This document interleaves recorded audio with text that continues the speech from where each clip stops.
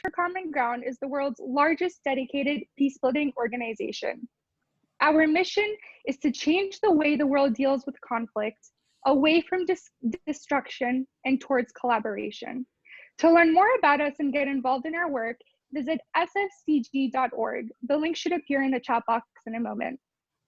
You can follow today's conversation on social media using hashtag Pathfinder's Perspective and tag Search for Common Ground and all of the speakers here today. Our handles will also show up in the chat box in a moment. Today's discussion topic is From Terror to Hope, America at a Crossroads. The escalation of political violence in the past few weeks has left many of us feeling hopeless and scared. To many, even after this effort to subvert the peaceful transfer of power failed, it feels like we're inevitably shifting towards more tensions and violence. But violence is a choice, and so is peace. Across its history, the United States has faced very few crises like this one. Today, we will explore, how did we get here? How do we grapple with deep divides and divisions and violent threats? And what can each and every one of us do to move the country towards a more just and peaceful future? We will dive in deep to these pressing questions with two world-renowned experts on peacebuilding and violent extremism, Shamil-Idriss and Dr. Cynthia Miller-Idriss, who also happen to be married and my personal favorite power couple. Shamil-Idriss is the CEO of Search for Common Ground, and Cynthia Miller-Idriss is the director of the Polarization and Extremism Lab at American University and a leading scholar of violent extremism and white supremacy. She most recently published Hate in the Homeland, the New Global Far Right. I'm so thrilled to have the both of you here today. Thank you so much for joining us. Before we dive deeper into the analysis of the state of our country, I wanted to start us off by hearing more about your personal experiences with the recent political violence. So take me back to the afternoon of January 6th. Where were you? What were you doing? And most importantly, as you saw what was happening, what was going on through your head? You want to go first? Sure, yeah. Thanks, Mina, and thank you to everybody who joined. Well, that morning I had taken a bike ride for exercise down to the Capitol area, wanting to see, what was going on at that time. And when I got down there, it was between 7 and 7:30. So already I saw well over 1,000 people gathered and more streaming in from all different directions. Pretty heavy police presence, and no signs of necessarily likely violence, but a really large crowd. And the age of the crowd struck me. It was an older crowd. Oftentimes you see a lot of young people. I saw fewer young people there than I was used to. It was almost an entirely white crowd. I recall, and I mentioned this when I got home, that I saw one person of color. It was a black man who was selling flags and other paraphernalia that protesters were buying from him. It looked like he was one of the people who's always down there selling. So that had happened. And then that afternoon, I was working at home, as I have been since March of last year because of the pandemic. And I had the television news on because there were Senate runoff election results from Georgia coming in that I was wanting to see. And I was keeping one eye on the processing of the election, the certification process that was going on in Congress, because I wanted to see what some of the speeches of both the Democratic and Republican senators and congressmen would be, some of which were really quite powerful in defending the institution of democracy. So that's where I was. And then when I saw the gathering, that news cut to the demonstrations, and really three things. I thought it reminded me of what a lot of our teams around the world have been dealing with over the last just 6 months alone, in places like Mali, Guinea, Kyrgyzstan, Lebanon, where governments have either collapsed or resigned en masse, or where there were coups or attempted coups. I think the second thing that I thought about was all the news about the last time this happened, that capital was breached like that, was in the War of 1812, and hoping somewhere in my mind that maybe we could quickly get to the place that the U.S. has gotten to with the UK, which is to move past that to a stronger place. But the primary feeling was that this is just really the tip of the iceberg of something that's going to take a long time to deal with, as it does everywhere else in the world.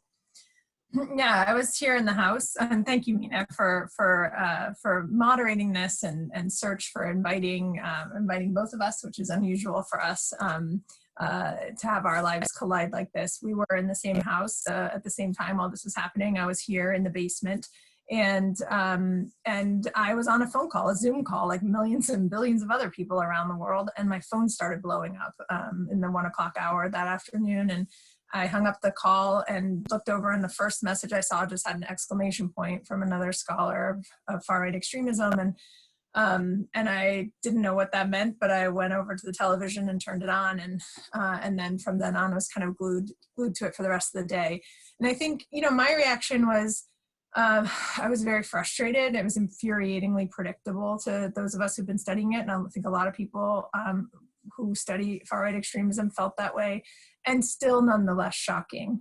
So even if it was not surprising that escalation got that far, it's still shocking to see those images, to see the glass being broken, to see the police cordons being breached. And because I spent a lot of time studying Germany too, knowing that the German parliament had a similar attack just 4 months ago, in which the first line of police cordons got breached, obviously had that in my mind as well, that this is, you know, something that we've been seeing at capitals, state capitals and parliaments, even around the world. So holding all of that in my head, it was just, it was an exhausting afternoon, I would say, and evening. It has been ever since. So. Great, absolutely. Thank you both for sharing that. Similar to both of you, I had spent that afternoon on a Zoom call planning an advocacy day on Capitol Hill with a ton of young people to advocate for global peace building, which is something we do at Search, and so at Search for Common Ground. So it was very difficult and distressing to go from a very optimistic and exciting call with young people to watching that on the television screen. And what struck me the most is that the US has long held pride in being one of the world's most vibrant democracies, right? When we do this work, we base our global leadership on this democracy, on the peaceful transfer of power, and we teach others around the world to do the same. But this violence and rhetoric has really shown us that democracy is so much more fragile than we all thought. So my question to both of you is, how did we get here? What led to this escalation of violence and division and heightened tensions in the US? And Cynthia, I'd love to start with you. Yeah, well, I think there were several different things happening. And, you know, I agree with you that the US likes to think of itself as a beacon of democracy, but the reality is we are also a major exporter of extremism and far-right extremism, and have been for some time. So our extremists in this country have been inspiring and spreading ideology and connecting with others overseas for many years now in ways that I think aren't always fully acknowledged. So I think we also we may be influenced by global events, but also certainly a lot of the ideology is being produced here and being copied overseas as well. So, you know, how did we get here? I mean, what we really saw on the far right fringe has been growth. I mean, obviously there are long roots here, the Ku Klux Klan, and then the roots of the modern white power and militia movement and the return of the Vietnam veterans, and starting out of a sense of betrayal, training camps that led to a lot of anti-government extremism throughout culminating really in Oklahoma City bombing in 1995. And then the growth of the far-right white supremacist fringe on the extremism side, which really started to ramp up after President Obama was elected. So that's when we see the astronomical growth in the numbers of hate groups in the US, followed by many years of mainstreaming and normalization of that ideology, in part through the president's rhetoric, which was, even if not intended necessarily, was received as legitimation by a lot of far-right groups. But other elected officials mainstream incendiary language about immigrants, conspiracy theories about Soros funding a migrant caravan, for example, that got echoed in mainstream media. And so there were a lot of damaging ways that some of that disinformation contributed. And we saw that then in the Unite the Right rally, an attempt to bring together what had been fragmented parts of the far-right spectrum in the States that really were mostly infighting with each other in 2017 in Charlottesville. That failed. They were not able to come together. That petered out, and they remained completely fragmented.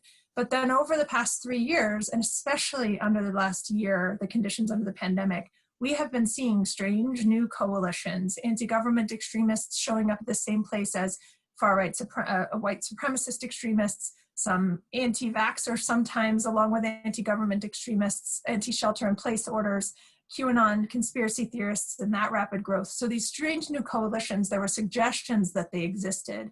And I think what we saw on January 6th was a mobilization through mass belief and disinformation that led thousands of people to believe they were heroically engaging in an insurrection against an illegitimate election.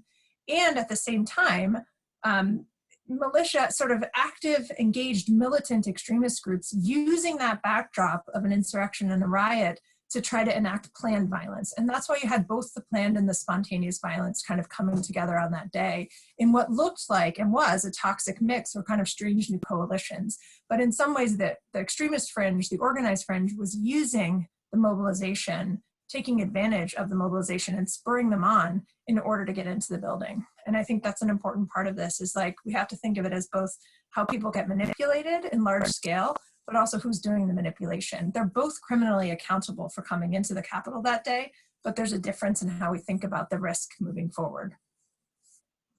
Yeah, and I think I would add to this, I think that really gets at a lot of the modern manifestation of where violent extremism has been coming from.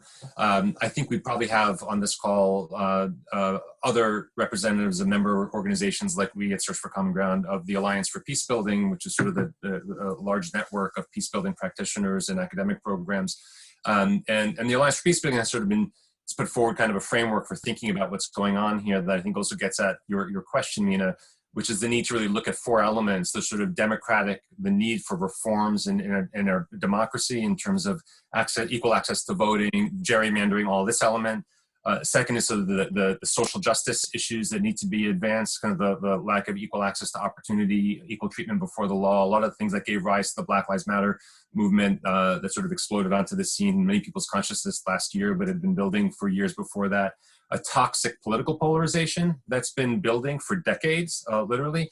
And finally, this element that all of that provides an enabling environment for, which is the violent extremism, you know, that Cynthia is talking about, and the interplay between that violent extremism and the effort to mainstream it, you know, into existing political parties. I think for me, it's important to look at the history of this as well as when we're considering what to do about it. I think that this country has seen, and one of the reasons that there seems to be so much despair among Americans is for a lot of Americans, they've only seen these divisions, they feel like they've only seen these divisions getting worse over their lifetimes. So if you look at increases in polarization or decreases in trust between people and government institutions from the 60s, and then after that, the Watergate era, Vietnam, since then, we've seen the steady deterioration, both in trust across political party lines and trust in institutions. And I don't think that is a coincidence that coincided with you know, the dismantling of the Jim Crow era legislation and the falling, finally, of some of the last major legal obstacles to full enfranchisement and equal access to democracy for all members of this country. And I think the U.S. has always had, from its founding, extraordinary ideals around liberty, equal treatment before the law, that we've always been aspiring to. But I think it's really only been since the 60s that legally those ideals became, you know, legally available to everyone. And we have struggled since then to demonstrate that we can live up to those ideals for every American. And as the advocacy for that and to tackle issues of racism in particular in this country have gotten stronger, and the demographics have shifted as well, we've seen the pushback become more extreme. And this is not unusual in conflict contexts. You know, I think we've seen at Search, you know, I'll finish with this. It's oftentimes the case that that a part of the population that is actually in a more privileged position and has access to those things becomes fearful, begins to see itself as a victim, and possibly of being at risk of losing status. And when that happens, elites can oftentimes manipulate those fears and exacerbate them, either for political votes or others to make money.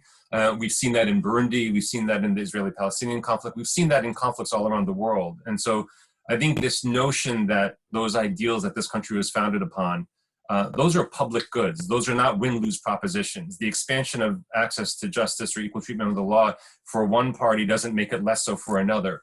And so we need to get beyond the thinking of that kind of win-lose thinking. But I think we've been, really kind of prisoner to that, especially since the 60s, and we really need to break through that kind of thinking. Absolutely. Thank you to both of you. You gave a really great layout of who the main actors in this political violence were, how they came about, and what the historical context behind the lead up to these events were. And I would love to ask both of you, Cynthia, you're an expert on violent extremism, and Shamil, as are you, you've seen this all around the world. What is it about extremist ideology that can lead to violence? Because as we said before in Search for Common Ground always says this, violence is a choice and so is peace. But what is it about extremist ideology that can lead to violence? Well, I'll go first if you don't mind. Yeah. So to understand extremist ideology, all extremist ideologies really across whatever spectrum have at their heart a sense of threat. And that threat is really an existential threat. So people feel on the radicalization toward violent extremism, what you see is that there's a real us versus them mentality, such that the other poses a threat, a dire threat to one's own existence, their people, or the future of their people, their children, their family, in a way that they feel they have to fight through, sort of heroically even. And so that's what gets back to Shamil was talking about, kind of loss of status and how that can be manipulated. I think the language that I usually use and that the research bears out is about precarity. So what we see is that a predictor, and that's different from actual disenfranchisement, I think is really important. So there may be some people who are legitimately disenfranchised participating in these movements, but at scale, what we're usually talking about here are not actually sort of unemployed or the economically most vulnerable members of society, the most impoverished, but people who feel like something could be taken away from them, that's precarity, and given to someone else who doesn't deserve it, and that's entitlement. So it's precarity plus entitlement. And you see that in white supremacist extremism, where it's a sense of entitlement to the land or the territory, to be majority white, let's say. You see that even with Second Amendment rights, language around Second Amendment rights being taken away, and you see it in the Stop the Steal campaign. So people who have a sense of precarity, and just one example from the research, a study that I often lean into is that, for example, there's research showing that people are not more likely to join the far right if they are unemployed, but they are more likely to join if they grew up with an unemployed parent.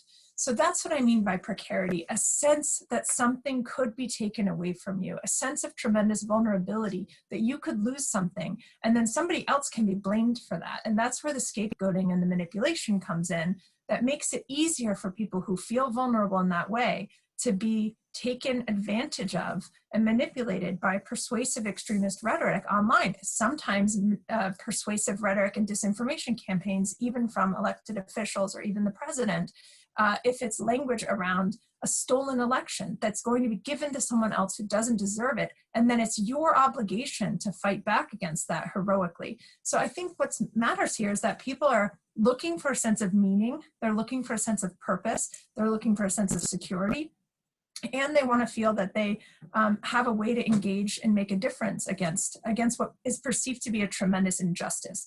So often you hear in extremist groups across the spectrum the same language of freedom and liberty and justice and injustice that they feel they're fighting back against. On January 6th, the people who stormed the Capitol, for the most part, really felt that they were being the courageous revolutionary ones who were restoring what had been a great travesty and fighting back against tyranny and treason. And so I think when you understand that kind of psychological mindset and understand how easily it can be manipulated, then we start to have ways to think about how to intervene, because you can get to people before they're so far down the rabbit hole that they actually can't turn back. It's very much more difficult to disengage from extremist groups than it is to prevent people from getting there to begin with. I wouldn't add anything to that. Keep my mouth shut. No, that was good. I think Mina, one thing I would say is just when you, if we're looking at the violent fringe, and I think it's important to stress, because it's always the most violent and the most extreme that get the most attention.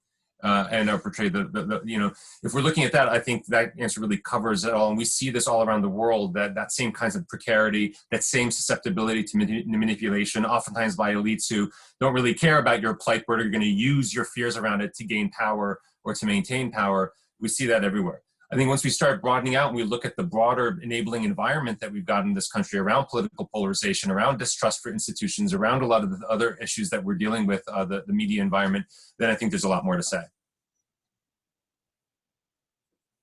Absolutely. Thank you, Cynthia, for laying out what the core of violent extremism is. And Shamil, to pivot to what you were saying earlier as well, this doesn't just apply to the US and violent extremism here. This is the same kind of extremism we've seen all over the world when it comes to violence. So Shamil, as the CEO of the largest peacebuilding organization, you've seen peacebuilding in action, and you mentioned the Alliance for Peacebuilding and all these organizations coming together to develop a framework around how to really understand this in the US context. And oftentimes we think of peacebuilding as an over there thing, right? It happens over there, we don't do it at home. But maybe it's time we start brainstorming how we do it at home. So do you have an example from other countries and conflicts? I know you mentioned a few earlier that we could learn from and adopt this more holistic approach to fighting extremism. Yeah, and I think I will explicitly broaden this out because I do think that the extremism component of this is critically important. But I think if we're going to tackle this issue as any community and country tries to tackle the issues of violent conflict, you have to deal with the broader enabling environment and you have to deal with the broader dynamics. And part of why I want to do that is because we have a lot of bridge building to do in this country, and we have a lot of reforms to make, you know, in this country. And if we enter those reforms and that bridge building solely from the perspective of trying to deal with violent extremism, then we give the wrong impression that really, you know, that's the only issue at hand. Where in fact, violent extremism is a symptom of much deeper ills and the dynamics that fuel it, right? So, in terms of examples, I think that. One of the things that we've seen, first of all, I want to be really clear and genuinely humble about this. There is, you know, this is hard, and this is as much art as science. I think that we've learned a lot more in peace building from the experience of frontline local peace building activists all around the world, of some things that work and some patterns. And I'll talk to a few of those. First, we're seeing a proliferation, and I think it's wonderful, of dialogue initiatives in this country right now. Some that have cropped up because of the recent polarization, some that have been toiling in anonymity for years and now are getting deserved spotlight around Braver Angels, Courageous Conversations, Bridge USA, a lot of wonderful efforts that should be supported and expanded. And we think dialogue is absolutely necessary.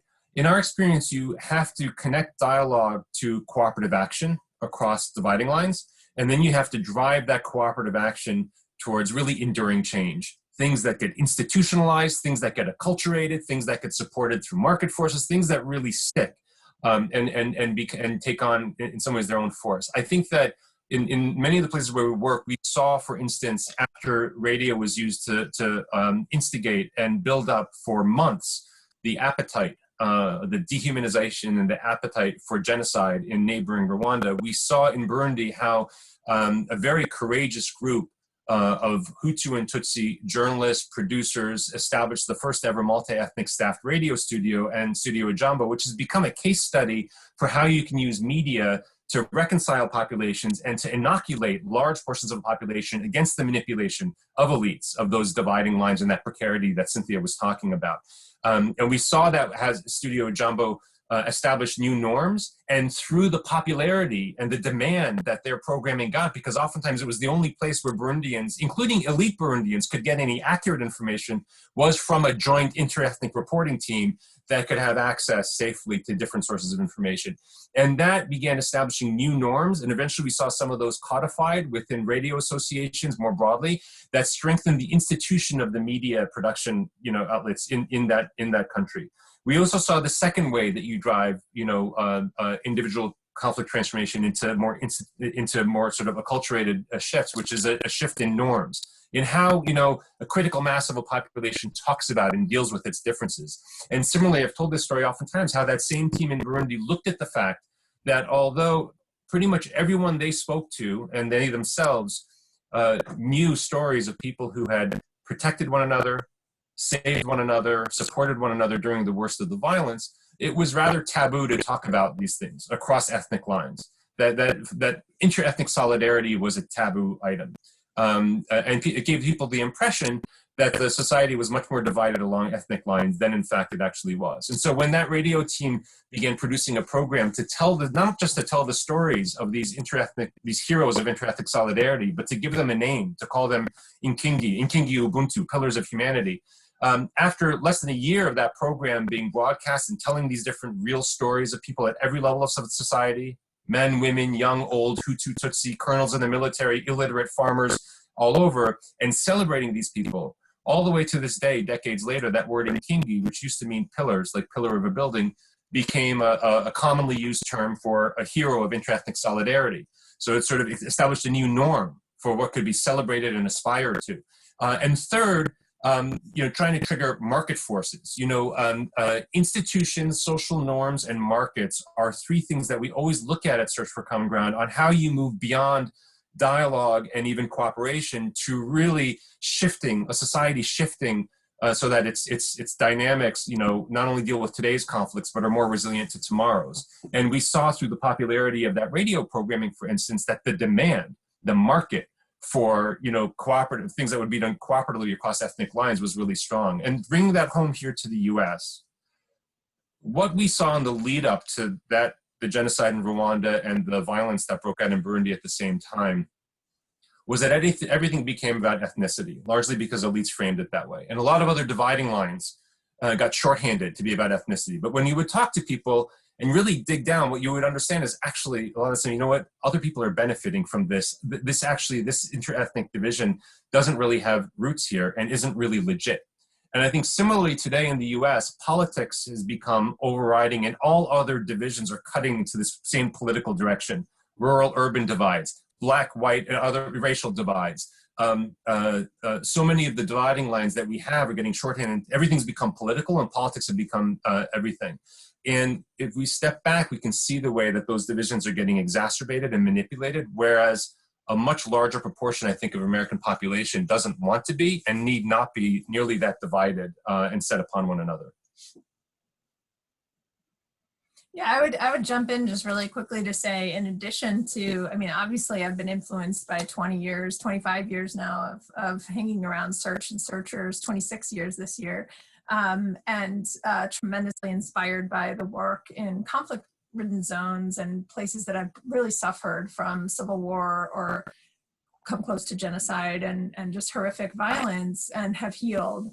But I also spent nearly 20 years working in Germany in school-based responses and education-based responses to resurgent far-right extremism at a time when far-right extremism was rising.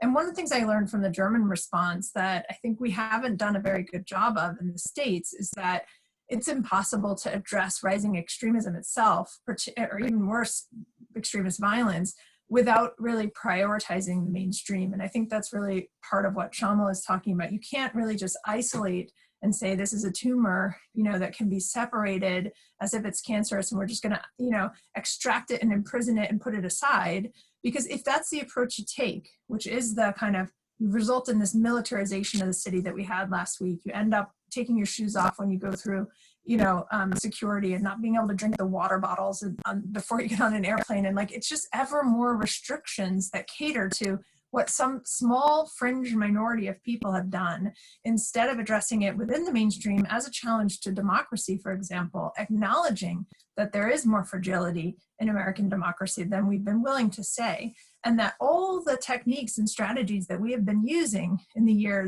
over the years to boost fragile democracies overseas, to prevent manipulation in elections, to help educate people about the spread of disinformation and propaganda, for example, need to be done here for fifth graders and for 50-year-olds. We need it across the board, that people are more susceptible and there's more fragility in our own country than we've been willing to admit. And so, my concern right now is that the approach will be primarily a law enforcement and securitization approach, of course there has to be accountability, but if that's not matched with a kind of civil society and education-based, social work, mental health, community-based approach to really understanding where the mainstream is, we're just going to end up with more types of shoes off before the airplanes kind of solutions.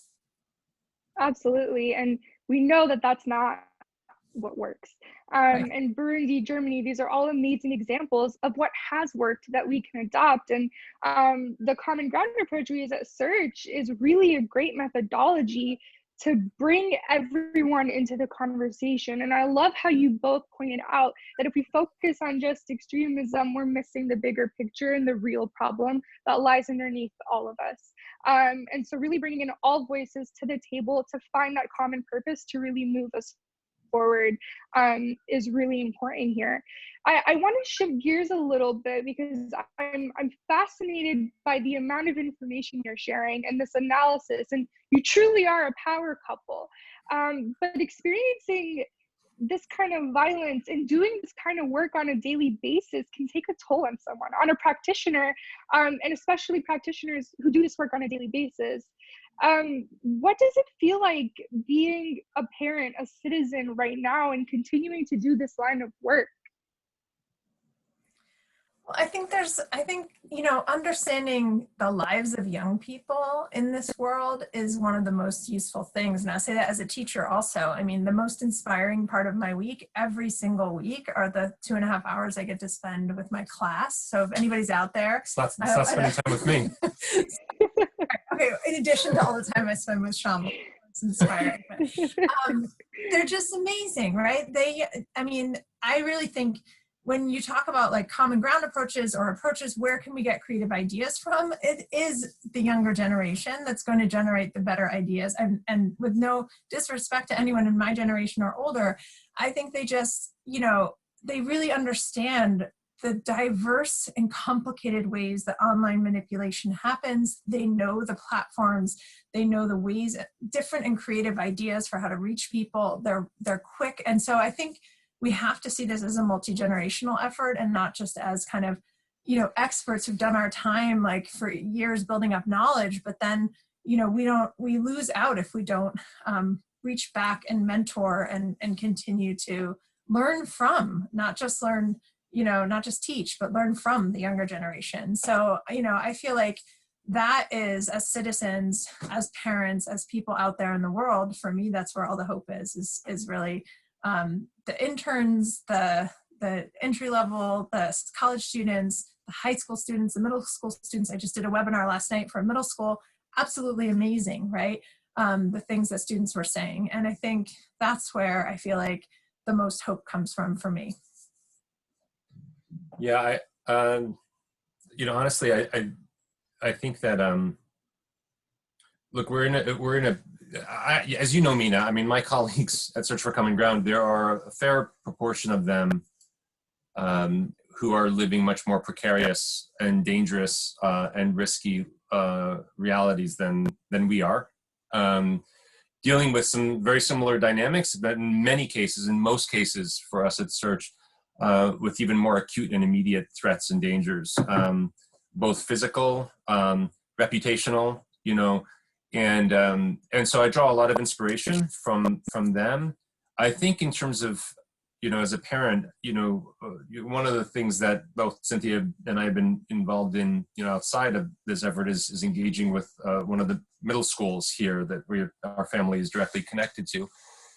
And we just had last night, you know, a session talking about some of these dynamics on the specific issue that a lot of parents and teachers at that school are worried about, which is the susceptibility of young people online, especially since so many more young people are learning online now, to radicalization, to extremism, this kind of thing. And what, you know, floored us were the voices of 12-year-olds who spoke up during that session that was otherwise populated almost entirely by teachers, school principals, you know, asking very simple questions that broke my heart. Why is this happening so much more now? Why am I being called the N-word so repeatedly in the online gaming platforms that my father tells me I shouldn't do it anymore, and in fact I don't want to? Why do they target children so much.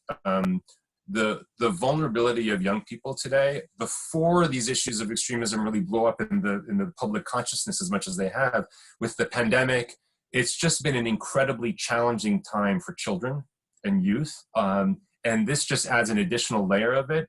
In particular, not only, but in particular for children of color and minorities who are dealing with a lot of this extremism online. And so that's just hard, that is very difficult. And that goes hand in hand with what Cynthia is saying, is that even with all those obstacles and challenges, we're still seeing extraordinary initiatives from literally, 10-year-olds on up that give us incredible hope. And generally what we see at Search is that young people just don't, I don't want to make Pollyannish kind of generalizations about young people. No category is all one thing or the other. But in general, we see young people are much less willing to accept the divisions that older generations try to pass down to them about who you can talk to, who you can marry, who you should, who you should associate with and not. And young people also, I think, have trouble swallowing hypocrisy. So, as they should, because they're taught from a young age about fairness and treating each other with kindness and what justice means and how to comport them. And then they come into contact with the world that too often really falls short on a lot of those fronts. And so you see a lot of this energy for change and this creative thinking coming from young people. And so I couldn't agree more, with what Cynthia is saying about, supporting them, elevating and providing platforms and venues and amplifying that spirit is critically important.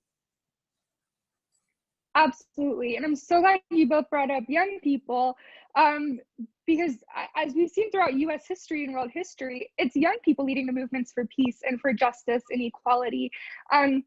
A recent ICRC report showed that 75% of millennials in the US believe that most wars can be prevented.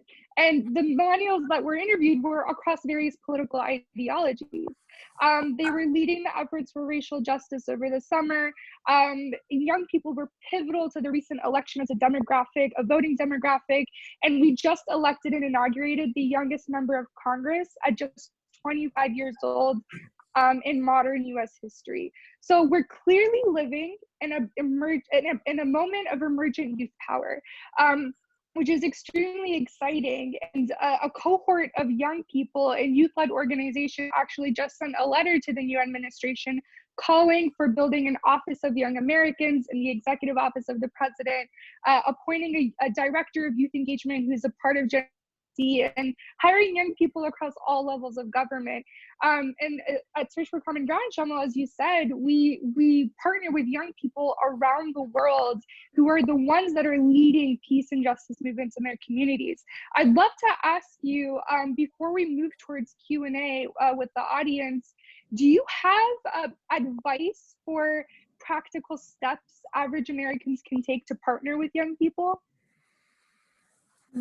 A couple thoughts. I think oftentimes older generations, realizing it or not, control access to platforms, control access to decision makers, or at least have more of that access than young people. So one step that people can take is to provide some of that access and those platforms for young people to express their views, to share their ideas, and to see that the worst thing in the world, I think for me, is when you see a cynical young person who's had that inherent kind of hopefulness and notion that they can make a difference in the world squashed out of them because the opportunities for affecting the lives around them have been blocked or subverted. So I think providing that access is critically important.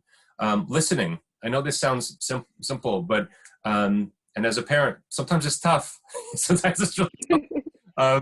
But I think, having that open ear and providing that support and coaching, connecting young people to resources that support youth leadership. One of our key partner organizations, Solia, runs training for young adults in how they can learn to facilitate and build the facilitation expertise so they can be much more effective peace builders in online spaces, which is increasingly where young people see each other, meet each other, build relationships, get ideas.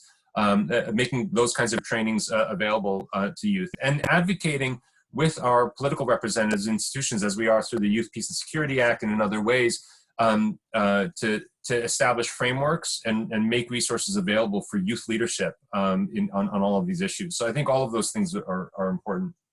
Yeah, I would just add, I mean, almost everyone has some young person in their life somewhere, a niece, a nephew, you know, a grandchild, somewhere. They could be a coach, right? You can find young people who need mentors, reach out through different kinds of youth organizations and find them, create opportunities within your companies and your offices for interns, for internships that are paid, hopefully, not just volunteers.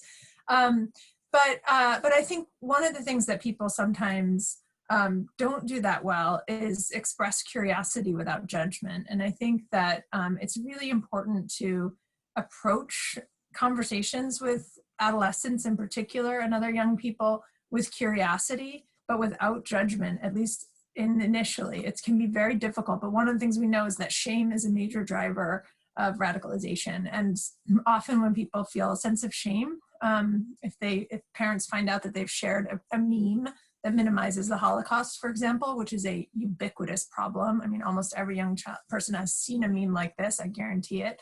They're out there everywhere on all kinds of image board shares and chat rooms and online gaming, racist memes, N-word slurs, all kinds of things. They're seeing that. If they share it without thinking, they think it's funny, they don't really understand the history or why it's so horrific, they share it, and the reaction of an adult in their life is to shame them. One of the things that happens online is that shame can be converted to anger against the mainstream, against triggered snowflakes who just can't take a joke. And then that becomes a frame of where edgy humor draws young kids and adolescents into extremist ideas because they feel like they don't fit in and nobody will understand them and they won't be accepted. And here's a group that does accept them. And so it can seem like a small thing, but to hold back that sense of judgment and shame and express curiosity, why do you think it's funny? And what can I tell you a little bit about why I think it's not funny? And let's have a conversation, but without making that person feel so ashamed that they go off to a forum where somebody converts that shame to anger, I think is a really important component in how we engage with youth. Absolutely, those are great suggestions. And as a young person myself, I find it very heartening and exciting that these are the opportunities to partner across the board, across the country, to really make sure that we can prevent violence on all levels. To kind of shift gears, we would love to open the conversation to our audience. We have members of the media, activists, many Search for Common Ground supporters and partners watching today, and we're curious to get your thoughts. There's a Q&A box on the bottom right hand of your screen where you can submit questions. While we don't have time to get all of your questions, you can definitely use the email contact or tag us on social media. And I'm sure Shamil and Cynthia are happy to answer those questions there. The first question from the audience we have is from Marinetta. Marinetta is asking if you could talk a little bit about the link between gender and violent extremism. Yeah, this is a big one. So there are a couple of different parts of it that I think are really important to address. One is that there's a lot of misogyny and toxic masculinity that are a part of these movements across the ideological spectrum. We see it in the language in the arrest reports, for example, both from the Capitol and also from the attempted kidnapping plot in Michigan, for example. The kinds of slurs and words that are used to refer to women who are elected officials are horrifically misogynistic, and the kind of language that's used is different from the way they refer to men. So you see that kind of misogyny, you see a lot of appeal within the rhetoric, the recruitment rhetoric, to things like brotherhood, to heroism, to being a soldier, a warrior, defense of the nation or your race or your family or the future, in ways that kind of can play on that being a real man type of language, and I think is really important. And there's great scholarship out there on that. There's also, though, a growing role of women in these movements, which we also saw on January 6th, including on the violent fringe. So we have increasingly seen women participate in the elected parties that are on the extremist fringe, and also within extremist fringe movements that are violent. And even the arrests show that a little bit at the data coming out about who was there, who was arrested. Of course, a woman was killed also within the Capitol on the 6th. And so I think, you know, that for a long time people considered gender to be a protective factor, like being a woman would reduce your risk of being swept up into extremist movements. It's still a bit of a protective factor. It's still a much smaller percentage, but it's increasing. And I think it's increasing globally. So it's an important aspect of what we're talking about here. The only thing I would add to that from our experience internationally is that in terms of how you tackle this issue, one of the important components is to work with people in local contexts and who are credible voices, have constituency within their own communities, to help craft what just positive masculinity looks like. You know, that the issues of that, you know, if you're trying to tackle toxic masculinity or this kind of the misogyny that Cynthia is talking about, one element of it is to go directly at that issue, but the other element, as with all things that we do at Search for Common Ground, is not simply sort of punishing the bad behavior or sanctioning the bad behavior, but working with communities that can come together to identify and hold out a future vision from which, again, all can have their dignity, you know, upheld, and all can have their needs met. And again, this goes back to the falsehood that things like you know, justice or equal treatment, that these are you know, if one gains the other loses, that if women, you know, gain more power and influence, that somehow means men lose it. These are inherently that's just wrong, you know. And so identifying what that could look like and popularizing models of positive masculinity that isn't predicated on the suppression of women is really important.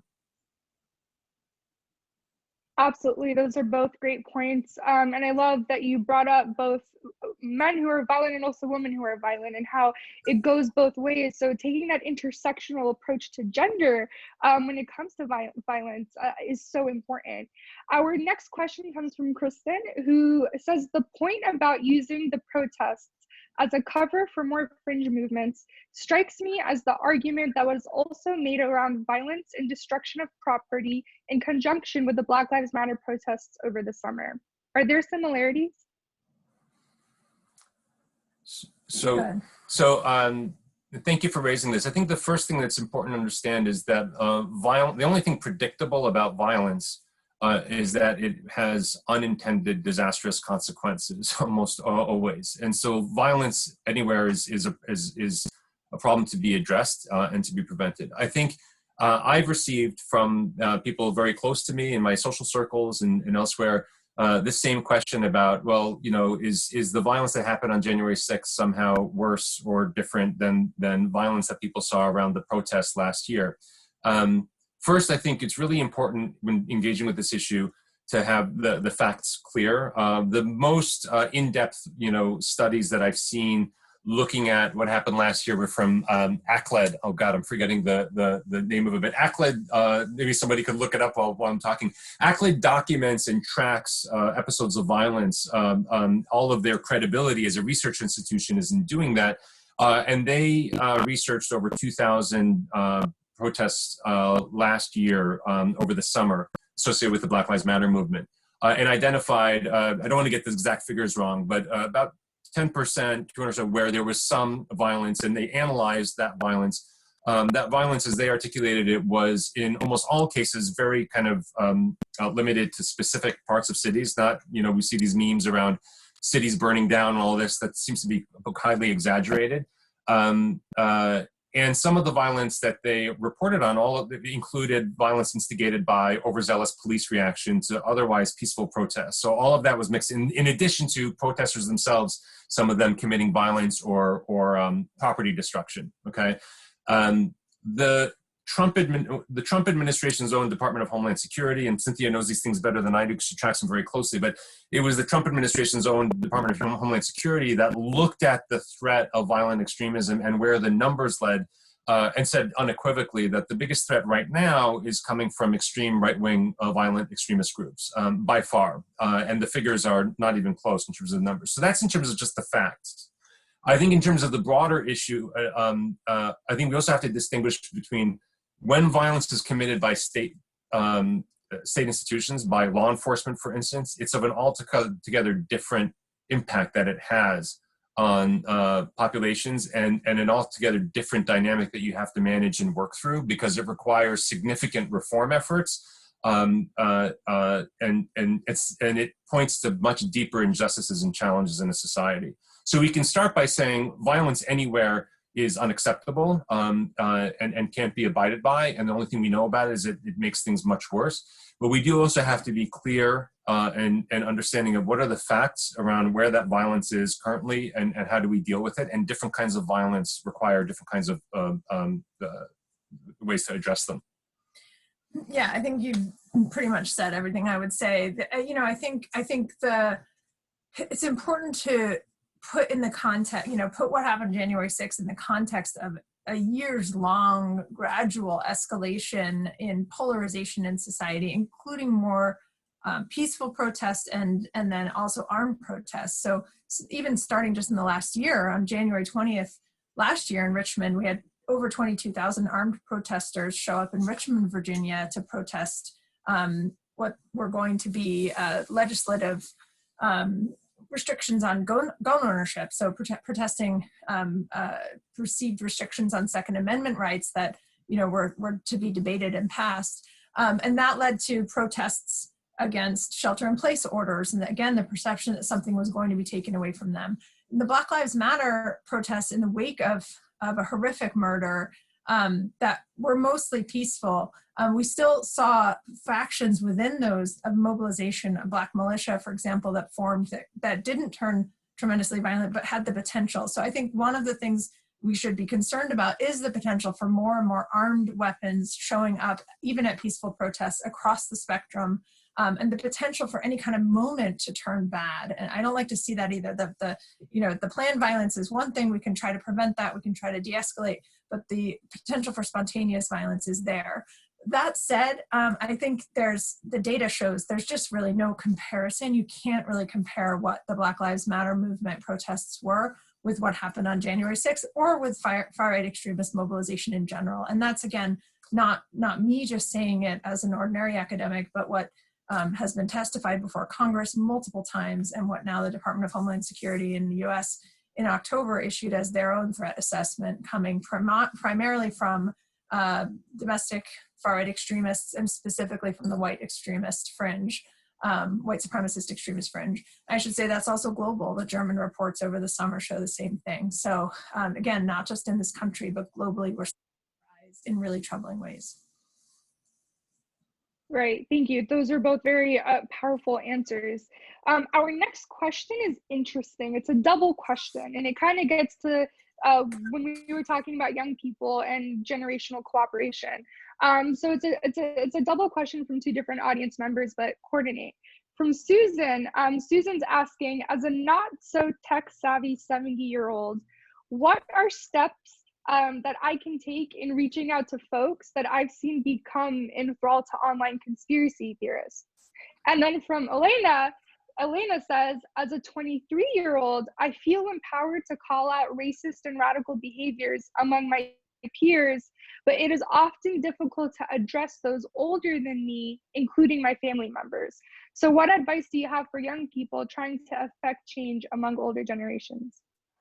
Oh, I love this question. I love that it comes from both ends of the generational spectrum as well. So two things. One, you have to approach these really differently depending on how deep in the conspiracy theory side of this someone is. And so I say that because conspiracy theories, like cults, are really a different beast in terms of addressing them. It's very difficult to disengage people from conspiracy theories.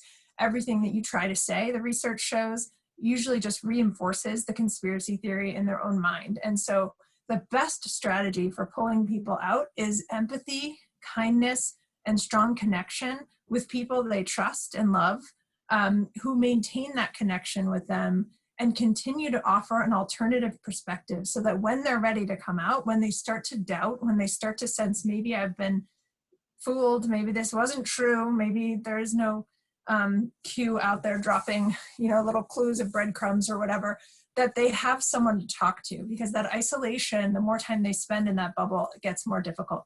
But it can be very difficult to directly affect them. I think that's a little bit different when you're talking about racist or anti-LGBTQ statements, or something that where you actually can continue to remind people and address a little bit more directly without hostility. Again, trying to maintain trust and kindness and empathy. In all the cases I've seen of someone who de-radicalized, almost every single case of someone who came out of an extremist movement happened through extended relationships with someone who continued to present them with alternative viewpoints. And over time, those contradictions became too hard. But importantly, that person continued to contradict them, right? Just continued to say, you're wrong about that. Here's the facts. And then, but over time, so someone, his brother married somebody from a different ethnicity, and over time, they're forced into that ongoing relationship. Over time, those contradictions become clear. So people who didn't give up on other people. And that is a big ask when you're being continually offended and confronted and hurt and victimized as a person of color or as a woman or LGBTQ person, to be victimized in that way. And so I respect people if people just can't do it, but I think it's important for people to know that that is what has been shown to be effective. I would just say we found the exact same thing in terms of maintaining that human connection. Absolutely. All our teams all around the world offering that non-judgmental path back to what you might call sort of mainstream, society. I think for the 23-year-old, and I'm sorry I forgot the name that you mentioned, I think that the Teen Vogue example you gave me, we're used to, and Cynthia's used to hearing from, and in our work at Search, people ask a lot about how do you protect young people from recruitment, extremist groups. Really, for the first time, I think, I know in your experience, you had experience. Over the summer, the first time I got a call from Teen Vogue asking, like, what do we tell 15-year-olds whose parents have radicalized to QAnon? So, just we're in a different moment now when kids and teenagers and young adults are asking for help with the radicalization of their parents. And so I think on that front, it is important to take care of yourself. And I think a lot of people jump right into how do I change the world around me? I think one of the most important ways that you change the world around you is begin by developing a network of people. It can be family members, could be friends, could be whoever else who understands who you are and what you're trying to make happen, and will support you. We'll keep you level-headed when things are going well, so you don't get too full of yourself, and we'll build your spirits up when things aren't going so badly, so you don't get too depressed. But you really need that support network, and to build it over time. And that's one of the reasons that what we want to be doing much more is providing networks and support networks for young people in particular, so that they can make the kind of change that they're uniquely positioned to make. And I would just add really quickly that what I said to Teen Vogue was thinking about 15-year-olds. So 23-year-olds, I start to think, okay, maybe you can fight the good fight a little bit, but also I think this holds for you as well. I mean, what I said for 15-year-olds is, it's not your job to fix your parents. You deserve a childhood, and you deserve care and concern from adults all around you. So find a trusted adult, an aunt, an uncle, a grandparent, a teacher, a coach, a mentor, an employer, a friend's parent, somebody else who you can go to for help as a young person. And I think that is really true for, and for 23, that probably holds for you too. I think it's, you can try to do this, but not at the expense of your own well-being and mental health. Absolutely. Those are great answers. My mom always says, peace starts at home. So make those connections at home. And Mother Teresa says, peace begins with a smile. So it's really those tiny interactions and intimate relationships that really build this larger network. We have time for one last question from Mark. Mark is asking, will you write a book together about the interconnection of your work? It's a really good Is this question. Mark on our executive team? I suspect it is. Mark knows that we thought about writing a book. We're going to be writing more together. We'll leave it at that. Will. For sure. And we have writing styles. we want to protect our marriage first. And second, we'll be writing at home. Right. I do want to say, I know that most of our participants, not all of them, are Americans. And for this particular Pathfinders Pledge. And I do want to say one thing about this, for Americans. There are a lot of lessons to be learned from abroad. Sometimes Americans resist learning lessons from abroad. I want to point out that we also really do have our own history and culture that we can draw upon. I was struck by the youngest poet laureate ever, Amanda Gorman, her poem that she recited at the inauguration. Not just with the power of it, but how directly it connected, one aspect of it connected to one of the most famous sort of commentators on American democracy. So very briefly, there was a French political scientist who became a diplomat named Alexis de Tocqueville, who talked a lot about the strength of American democracy being in the civil society, being in the ways that Americans would come together despite other differences and dividing lines around common interests, and form associations and lobby for causes and form community groups and all these other things, crisscrossing across different identity markers. And he wasn't blind to the fact that that blacks did not have access to this at the time that he was commenting in the 19th century. And in fact, he predicted a civil war would ultimately come about. But he said that the brilliance of American democracy was not in having more enlightened leaders than anywhere else, but in, as he put it, her capacity to repair her faults. And when I heard Amanda Gorman recite that piece of her poem where she said, being American is not just the pride we inherit, but the past we step into and how we repair it. There is this through line in this country that we've never been able to quite advance with the full participation of our full diversity, but that we now have, I think, more of an impetus and opportunity to than ever before. So I want people to really have some hope that we can learn lessons from abroad. We can also take lessons from our own history, and we can do this. I agree. I think Mina got kicked off. I love that quote. She's coming back, I think. And we may be out of time anyway. Yeah. so we can, there we Hi go. everyone, it seems like my connection dropped. No problem. I'm so sorry. It looks like my connection dropped for a second. But that was brilliant. Amanda Gorman is wonderful, and everybody needs to go watch that first one last Post of Hope. So thank you both, Shamil and Cynthia, for joining us today and for this very delightful conversation. I think everyone who tuned in, thank you to everybody for tuning in from the West Coast to the East Coast, from Africa to Asia. And a huge thank you to everyone who donated to Search for Common Ground during this really difficult year. As both Shamil and Cynthia talked about, the pandemic has really exacerbated conflicts and tensions. So your support has made a really huge difference to our work around the world. And if you would like to donate, please go to sfcg.org/donate. You can also register to get more news and updates of our work by signing up on our homepage. So thank you again for joining us today, and we hope to see everybody soon. And Shamil, Cynthia, many thanks to the both of you. Thanks, Mina. Thanks, Mina. Thank you, everyone.